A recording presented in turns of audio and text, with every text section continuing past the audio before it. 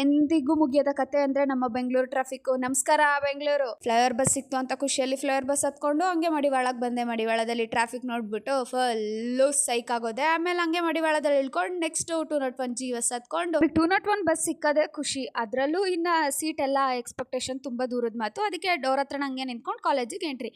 ಸೂರ್ಯನ ಕಿರಣಗಳು ಅತ್ಯಚ್ಛವಾಗಿ ಇದ್ದದ ಕಾರಣದಿಂದ ನಮಗೆ ಲೆನ್ಸಿಗೆ ಅಷ್ಟೊಂದು ಪ್ರಾಪರ್ ಆಗಿ ಏನು ಫುಟೇಜ್ ಸಿಗ್ತಾ ಇರಲಿಲ್ಲ.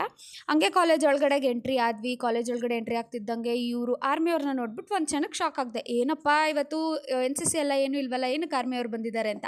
ಆಮೇಲೆ ಇನ್ಫಾರ್ಮೇಷನ್ ಗೊತ್ತಾಯ್ತು, ನಮ್ಮ ಕಾಲೇಜಲ್ಲಿ ಅಗ್ನಿವೀರ್ ಎಕ್ಸಾಮಿಗೆ ನಮ್ಮ ಕಾಲೇಜ್ ಅಲರ್ಟ್ ಆಗಿದೆ ಅಂತ. ಇಲ್ಲ ಪಾಪ ಎಲ್ಲೆಲ್ಲಿ ಎಷ್ಟೆಷ್ಟು ದೂರದಿಂದ ಬಂದಿದ್ರೋ ಏನೋ ಗೊತ್ತಿಲ್ಲ, ಸಿಕ್ಕಿದ ಜಾಗದಲ್ಲೇ ಹಂಗಂಗೆ ಪಾಪ ಮಲ್ಕೊಬಿಟ್ಟಿದ್ರು ನೆಕ್ಸ್ಟ್ ಎಕ್ಸಾಮ್ಗೆ ಅಂತ ಹೇಳ್ಬಿಟ್ಟು.